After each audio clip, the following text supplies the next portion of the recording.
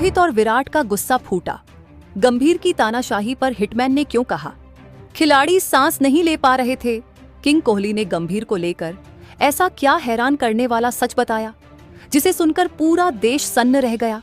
देखिए, भारतीय क्रिकेट के दो दिग्गजों का सबसे बड़ा और खुला वार, भारतीय क्रिकेट के सबसे बड़े अध्याय का सबसे विस्फोटक और निर्णायक मोड़ है। 408 रनों की शर्मनाक हार और गौतम गंभीर के विवादित इस्तीफे या हटाने की मांग के बाद अब भारतीय क्रिकेट के दो सबसे बड़े स्तंभ रोहित शर्मा और विराट कोहली ने अपनी चुप्पी तोड़ दी है।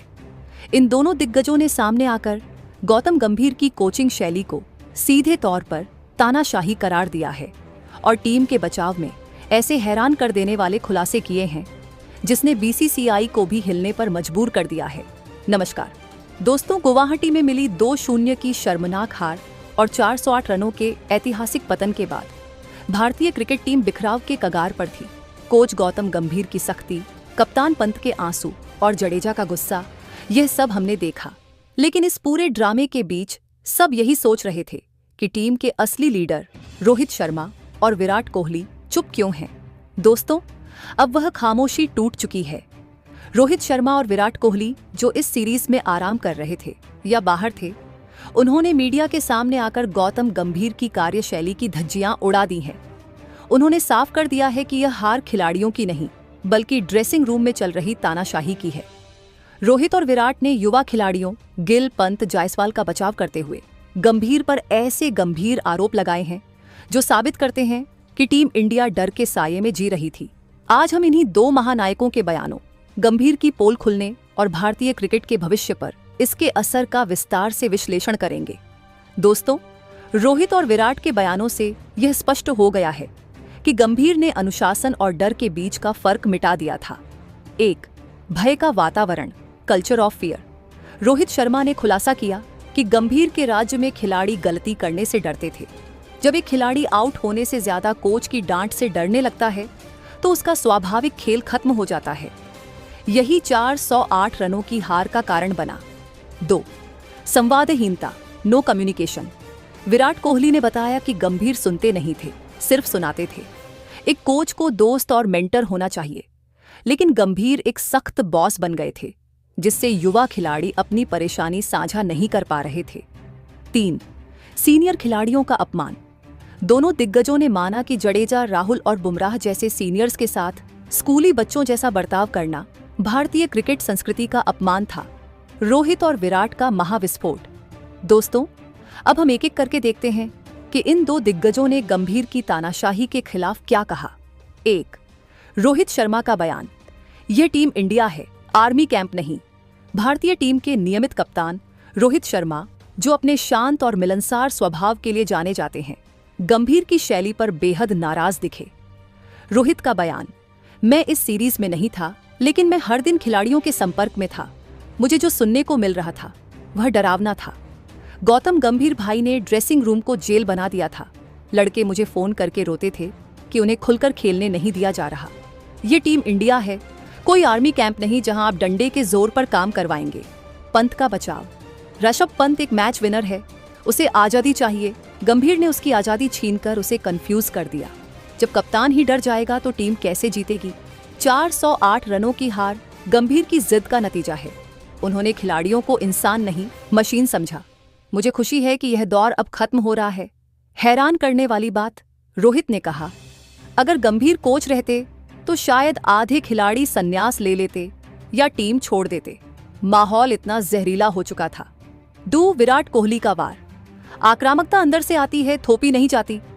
विराट कोहली, जो खुद दुनिया के सबसे आक्रामक खिलाड़ियों में से एक हैं, उन्होंने गंभीर की नकली आक्रामकता पर तीखा हमला किया। विराट का बयान। मैं आक्रामकता, अग्रेशन को पसंद करता हूं। मैंने अपनी कप्तानी इसी पर बनाई, लेकिन मेरी आक्रामकता विपक्षी टीम के लिए थी, अपनी टीम के लिए नहीं। गौतम गंभीर ने गलत जगह आक्रामकता दिखाई। उन्होंने अपने ही खिलाड़ियों से लड़ाई शुरू कर दी। आप शुभमन गिल जैसे शांत लड़के को चीख कर नहीं चला सकते। हर खिलाड़ी का अपना स्वभाव होता है। रणनीति पर सवाल। गंभीर की रणनीति क्या थी? जाओ और मारो? टेस्ट क्रिकेट ऐसे नहीं खेला जाता।